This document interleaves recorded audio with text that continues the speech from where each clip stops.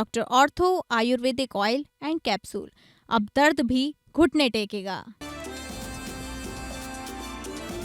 संसद में हंगामे के बाद दोनों सदन 10 अगस्त तक के लिए स्थगित। एफसीआरए और परिसीमन विधेयक पर कांग्रेस सतर्क। कांग्रेस ने पार्टी सांसदों को जारी किया व्हिप। सांसदों को 10, 11, 12 अगस्त को सदन में मौजूद रहने को कहा। पीएम मोदी की ब्रेकफास्ट पॉलिटिक्स। ममता और उद्धव से बागी सांसदों संग नाश्ते की मेज पर संसद की रणनीति पर चर्चा। ब्रेकफास्ट मीटिंग में बोले पीएम, चिंता की जरूरत नहीं, मैं साथ हूं। पीएम मोदी ने सांसदों को संसद की डिबेट में सक्रिय रूप से हिस्सा लेने का दिया सुझाव। झारखंड में छात्रों के आंदोलन का 14वां दिन। सीएम सोरेन से बात करने के लिए छात्रों ने फाइनल किए 7 नाम। सीएम सोरेन से बातचीत में छात्रों और अभ्यर्थियों की रखेंगे मांग। झारखंड जेपीएससी परीक्षा धांधली पर सियासत गर्म। राहुल गांधी ने आंदोलनकारी छात्रों से फोन पर की बात। राहुल के झारखंड नहीं आने पर बीजेपी ने साधा निशाना। झारखंड बीजेपी के मुख्य प्रवक्ता प्रतुल शाहदेव ने कहा, छात्र पूछ रहे राहुल तुम कब आओगे। चेक बाउंस मामले में अभिनेता राजपाल यादव की बड़ी मुश्किलें। बैंक ने शाहजहांपुर में घर को नीलाम करने के लिए नोटिस चिपकाया। सेंट्रल बैंक ऑफ इंडिया का राजपाल यादव पर 16 करोड़ 61 लाख 64 हजार का कर्ज बकाया। वार पर ट्रंप का नया बयान। बोले, ईरान से जल्द खत्म हो सकती है जंग। हूती विद्रोहियों का यमन में मिसाइल और ड्रोन अटैक। पश्चिम एशिया के हालात पर मोदी नेतन्याहू की फोन पर बात। कच्चा तेल फिर हुआ महंगा।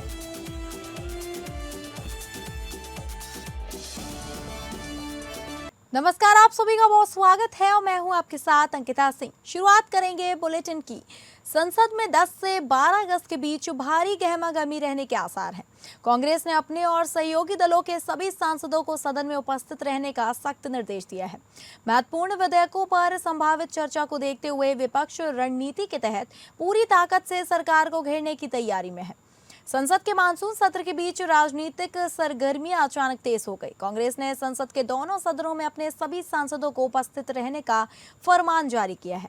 पार्टी ने राज्यसभा और लोकसभा के अपने सदस्यों के लिए 3 लाइन का व्हिप जारी किया है। इसके तहत सभी सांसदों को 10, 11 और 12 अगस्त को सदन में मौजूद रहने को कहा गया। पार्टी के अनुसार इन तीनों दिनों में बेहद महत्वपूर्ण विषयों पर चर्चा होगी। एफसीआरए संशोधन विधेयक पर चर्चा की खबरें आ रही हैं। माना जा रहा है कि सरकार अगले हफ्ते इस विधेयक को चर्चा और पारित कराने के लिए ला सकती है। इसके साथ ही परिसीमन से जुड़े संविधान संशोधन विधेयक को लेकर भी चर्चाओं का बाजार गर्म है। हालांकि संसदीय कार्य राज्य मंत्री ने अगले हफ्ते के संभावित सरकारी कामकाज का ब्यौरा देते समय स्थिति साफ नहीं की। उन्होंने अपने बयान में एफसीआरए संशोधन विधेयक या महिला आरक्षण व परिसीमन से जुड़े विधेयक का कोई जिक्र नहीं किया। हम किसी को डिस्टर्ब नहीं करना चाहते। सदन को अगर किसी के वजह से डिस्टर्ब हो रहा है तो वो रूलिंग पार्टी से, सरकार से। और मैं जब कभी भी पॉइंट ऑफ ऑर्डर उठाता हूँ या 267 का डिमांड करता हूँ, मेरे को बोलने नहीं देते, पूरे लोग उठ जाते, उठ के खड़ा होते हैं। अरे सरकार जब अपोजिशन लीडर बोलने के लिए तैयार होता है और उसको जो इम्पोर्टेंस मिलना चाहिए, जो सदन के जो उनके लीडर है उनको जो इम्पोर्टेंस है वही इम्पोर्टेंस हमको भी मिलना चाहिए। I quoted 2 rules. He has not quoted any rules. He stood up. Sir, you gave him time. And the leader of opposition spoke. As a person, he is a senior member. He is also a leader of opposition. No, but he has not quoted any rules. Let me ask him. You please wait. You please wait. I reiterate again. Rule 240. I had already quoted that time also. That while you had given him chance to speak every day, he kept on raising the same matter which he raised for 7 days. That is why the rule was specifically mentioned that a member cannot refer to the same matter which he has already spoken with the permission of the chair. Okay, whether he is the opposition member or ruling party. प्रधानमंत्री नरेंद्र मोदी ने ममता बनर्जी और उद्धव ठाकरे से बागी हुए सांसदों के साथ शुक्रवार को ब्रेकफास्ट मीटिंग की। इस बैठक के दौरान पीएम मोदी ने सांसदों को संसद की डिबेट में सक्रिय रूप से हिस्सा लेने का सुझाव दिया। पीएम मोदी ने सांसदों को आश्वस्त करते हुए कहा कि किसी भी चिंता करने की जरूरत नहीं है, मैं आपके साथ हूं। पीएम मोदी ने कहा कि एनडीए एक परिवार है। उन्होंने शिवसेना में हाल ही में शामिल 6 सांसदों के साथ एक अलग बैठक की। उन्होंने सांसदों से संसदीय इतिहास को पढ़ने, जानने और समझने के लिए कहा। पीएम मोदी ने बताया कि संसद में इतिहास से जुड़ा बहुत सारा मटेरियल उपलब्ध है, डिबेट में तैयारी करने के लिए उसका इस्तेमाल कीजिए। इसके साथ ही पीएम मोदी ने सांसदों को अपने अपने राज्यों के विकास के लिए काम करने की सलाह दी और इस बात पर जोर दिया कि जब राज्य आगे बढ़ेंगे तभी देश का भी विकास होगा। पीएम मोदी ने सांसदों से कहा कि अगर विकास परियोजनाओं से जुड़ी किसी भी प्रकार की समस्या आती है तो वह सीधे प्रधानमंत्री कार्यालय यानी कि पीएमओ से संपर्क करें। पीएम मोदी ने प्रत्येक सांसद से व्यक्तिगत रूप से बातचीत की और उनके संसदीय क्षेत्र और वहां चल रहे विकास कार्यों की जानकारी ली। बातचीत के दौरान प्रधानमंत्री ने धाराशिव से सांसद ओम राजे नीलांबर से उनके योग अभ्यास के बारे में भी पूछा। पीएम मोदी ने वहीं महाराष्ट्र के शिवसेना शिंदे ग्रुप और एनसीपी अजीत पवार के ग्रुप के कई सांसदों से मराठी में भी बातचीत की।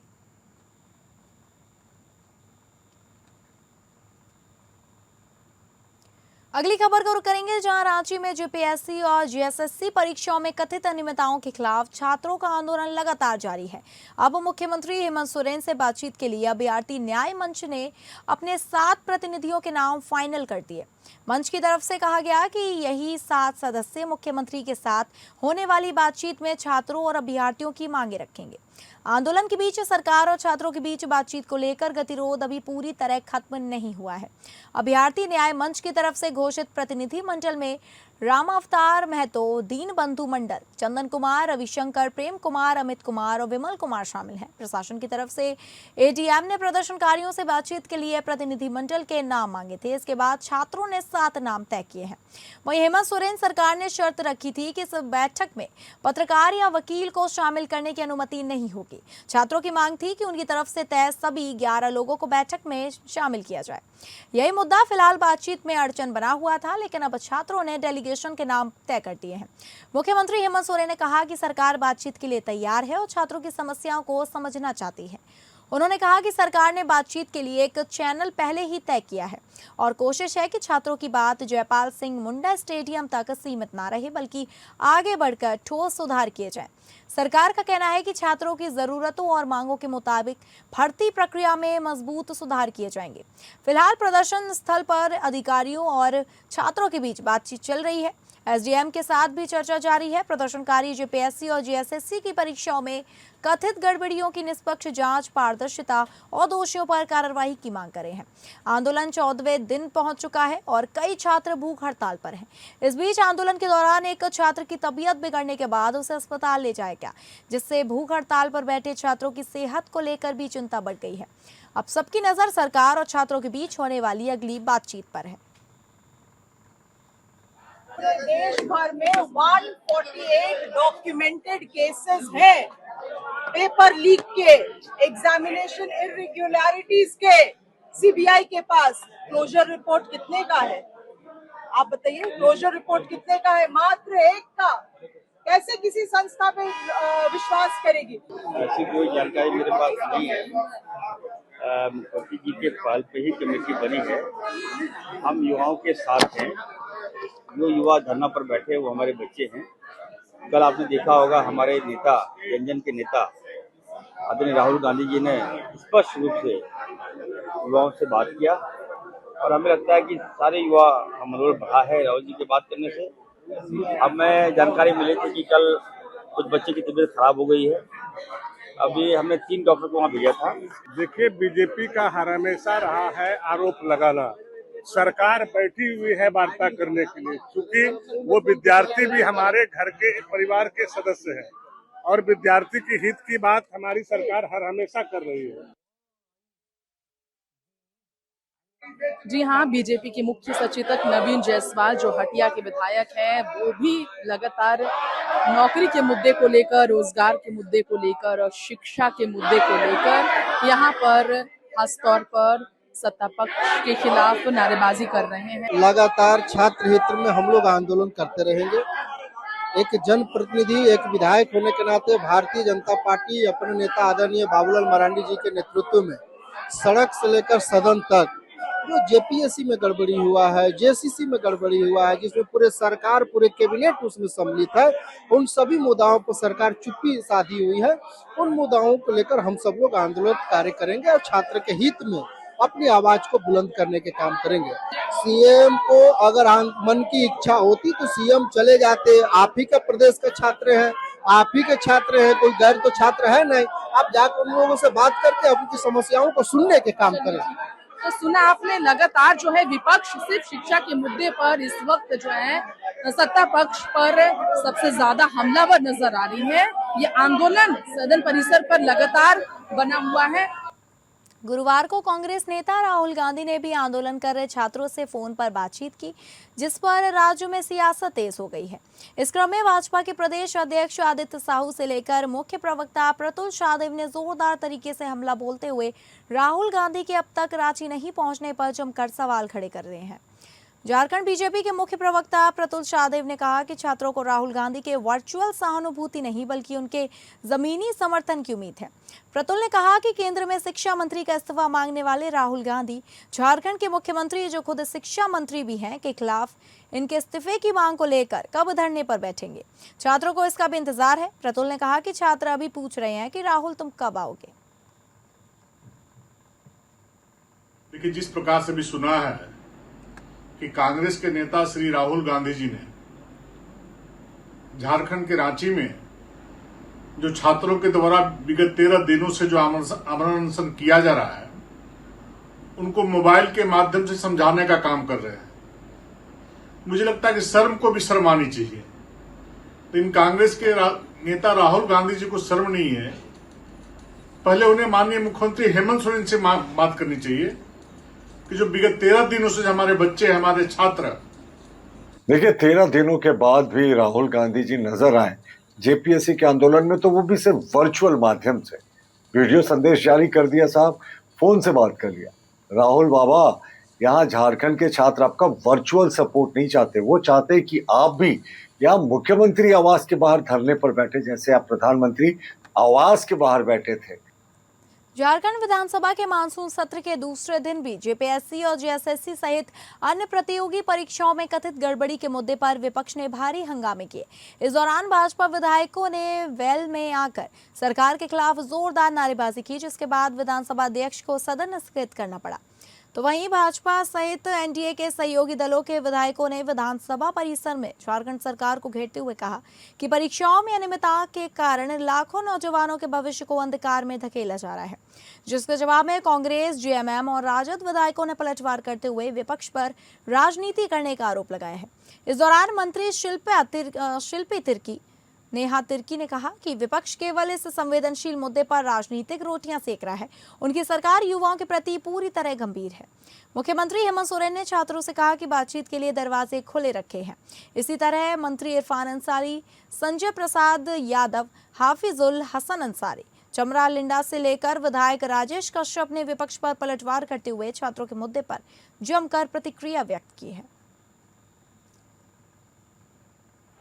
स्थिति नाजुक होते जा रही है, अत्यधिक कमजोरी बढ़ चुका है। अभी का स्थिति में बातों को सुन पा रहे हैं, सोच पा रहे हैं और धीरे धीरे बोल पा रहे हैं। इसके अलावा बाकी अंग सपोर्ट बढ़िया तरीके से नहीं कर पा रहा है। उठना हो, बैठना हो, चलना हो तो किसी का सहारा लेना पड़ रहा है और बाकी बदन में दर्द, चक्कर, खिंचाव, ये सब तो है ही। जो माध्यम है वो माध्यम हमने बता रखा है और बात करने के लिए भी हम लोग तैयार हैं। सरकार हर छात्रों का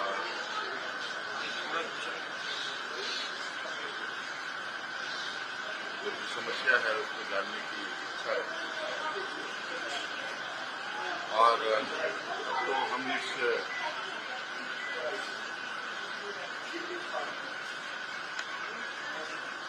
जो छात्रों की इच्छा है शिक्षा को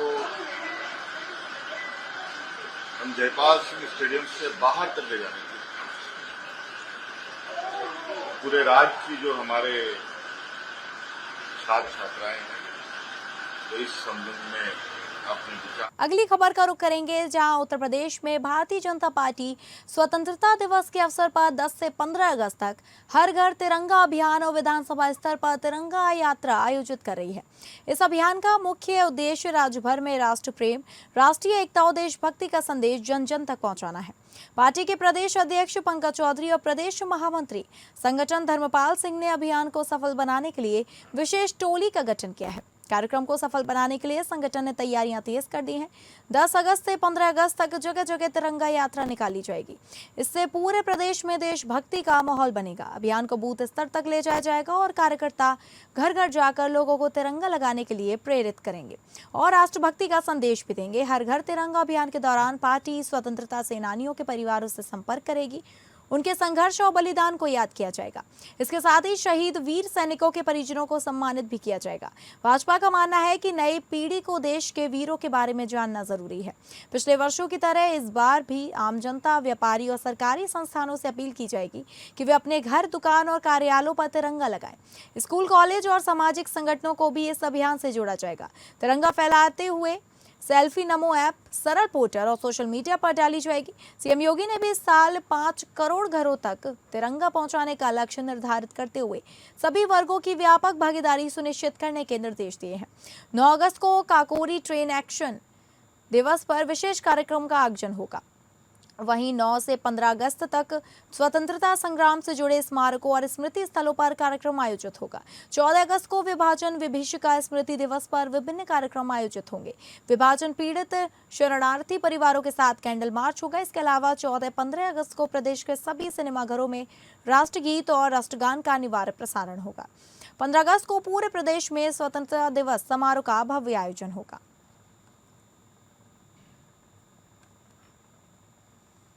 2022 से प्रधानमंत्री जी ने इस अभियान को लिया कि जो हमारे अमर शहीद है, जो हमारे स्वतंत्रता सेनानी थे, हमारे देश को आजाद में इसी तिरंगा को लेकर भेजे हुए और हर घर तिरंगा का योजना उन्होंने बनाया। और जब आजादी की 75वां साल था उस समय से जो हमारा झंडा एक्ट था उसको परिवर्तित किया गया, क्योंकि पहले तिरंगा हर घर पे नहीं लग सकता था।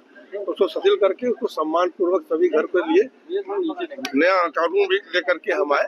उसके तहत आज पूरे देश में आप देखें तो लगातार हर साल हम लोग इसको 13 अगस्त से लेकर 15 अगस्त तक बनाते हैं, हर घर में तिरंगा फहराते हैं।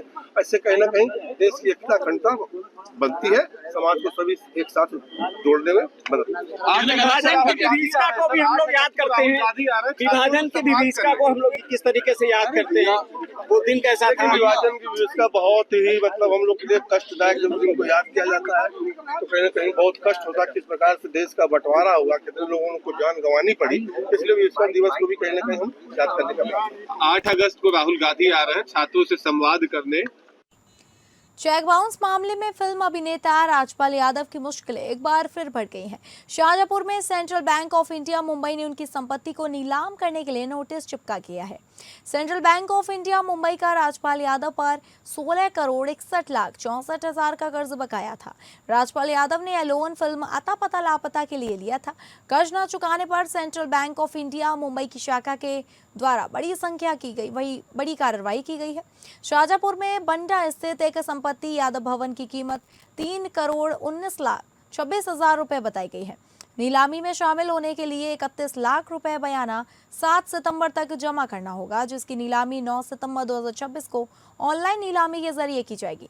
राजपाल यादव ने लोन में अपनी पत्नी राधा यादव और अपनी मां गोदावरी यादव की संपत्तियों को गारंटी के तौर पर मर्ज किया था, जिसके चलते central bank of India Mumbai ने शाहजहांपुर के उनकी एक संपत्ति को नीलाम करने की कार्रवाई की है। जिस कंपनी के मालिक का चेक बाउंस हुआ था वह भी शाहजहांपुर के रहने वाले हैं। फिलहाल राजपाल यादव की मुश्किलें एक बार फिर से बढ़ गई हैं। बैंक द्वारा उनके घर पर नीलामी का नोटिस चिपका दिया गया है।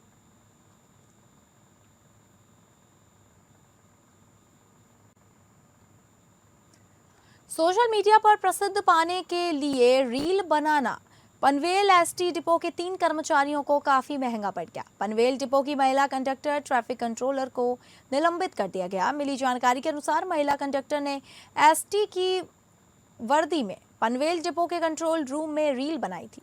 इस वीडियो में ट्रैफिक कंट्रोलर भी शामिल थे। वीडियो में गुलाब का फूल देने का दृश्य दिखाया गया था। यह वीडियो सोशल मीडिया पर तेजी से वायरल हुआ और इसे 7.5 लाख से अधिक व्यूज मिले। वीडियो की सत्यता की जांच के बाद मुंबई विभाग की ओर से संबंधित तीनों कर्मचारियों को कारण बताओ नोटिस जारी किया गया। इसके बाद विभागीय अनुशासनात्मक कार्रवाई करते हुए तीनों कर्मचारियों को निलंबित कर दिया गया। दरअसल एसटी महामंडल की ओर से पहले ही स्पष्ट निर्देश जारी किए जा चुके हैं कि ड्यूटी के दौरान reel, video, live streaming, YouTube shorts या सोशल मीडिया के लिए अन्य सामग्री बनाने पर प्रतिबंध है।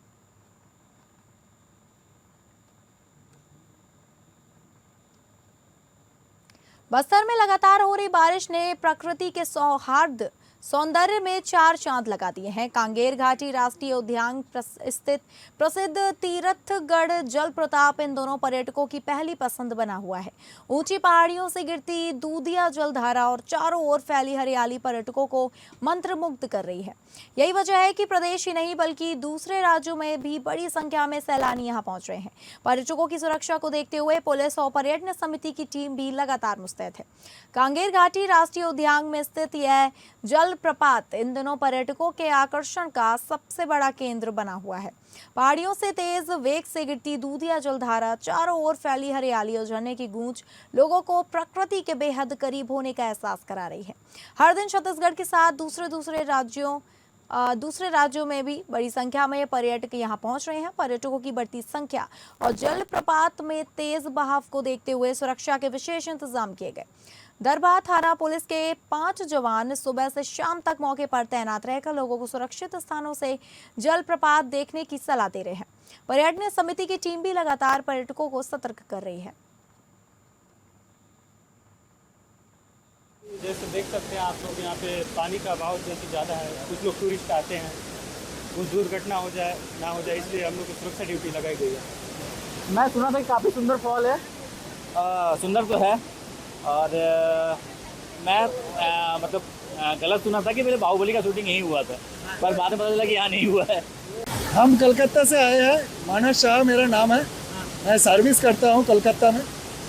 हमने ये बरसात के मौसम में इसलिए छत्तीसगढ़ आया है झरना देखने के लिए। ये हमारा मन भर गए। चित्रकूट के बाद कोई मंच हो गया तो ये तीर्थगढ़ बहुत अच्छा लगा। अगर हमारा सब चाहे चेना पहचान वाले को हम भेजेंगे छत्तीसगढ़ इस मौसम में ये देखने के लिए। अमेरिकी राष्ट्रपति डोनाल्ड ट्रंप ने कहा कि ईरान के साथ जारी जंग जल्द खत्म हो सकती है। उन्होंने कहा कि बातचीत आगे बढ़ रही है। व्हाइट हाउस में पत्रकारों से बातचीत के दौरान ट्रंप ने कहा कि उन्हें नहीं लगता कि ईरान के साथ संघर्ष अब ज्यादा लंबा चलेगा। ट्रंप ने यह भी कहा कि अमेरिका के पास हथियारों की कोई कमी नहीं है और जरूरत के मुताबिक नए हथियार लगातार बनाए जा रहे हैं। ट्रंप ने दावा किया कि ईरान ने खुद बातचीत की पहल की है और दोनों देशों के बीच वार्ता में अच्छी प्रगति हुई है। उनके मुताबिक समझौता ईरान के लिए सबसे बेहतर विकल्प होगा। उधर यमन की सेना ने बताया कि हूती विद्रोहियों ने बैलिस्टिक मिसाइल और ड्रोन से हमला किया, जिसमें 30 सैनिकों की मौत हो गई जबकि कई अन्य घायल हुए हैं। हूती विद्रोहियों ने अदन की खाड़ी में सऊदी तेल टैंकर डेजी पर मिसाइल हमला करने का भी दावा किया। उधर प्रधानमंत्री नरेंद्र मोदी ने इजरायल के प्रधानमंत्री बेंजामिन नेतन्याहू से फोन पर बातचीत की। दोनों नेताओं ने पश्चिम एशिया के मौजूदा हालात पर बातचीत की और ईरान और अमेरिका के बीच बढ़ते तनाव का असर वैश्विक तेल बाजार पर देखने को लगा है। गुरुवार को ब्रेंट क्रूड 3.83% की तेजी के साथ $82.49 प्रति बैरल पहुंच चुका है, वहीं बंद हो गया इस पर। वहीं अमेरिकी WTI क्रूड 2.75% चढ़कर $77.29 प्रति बैरल पर पहुंच गया है।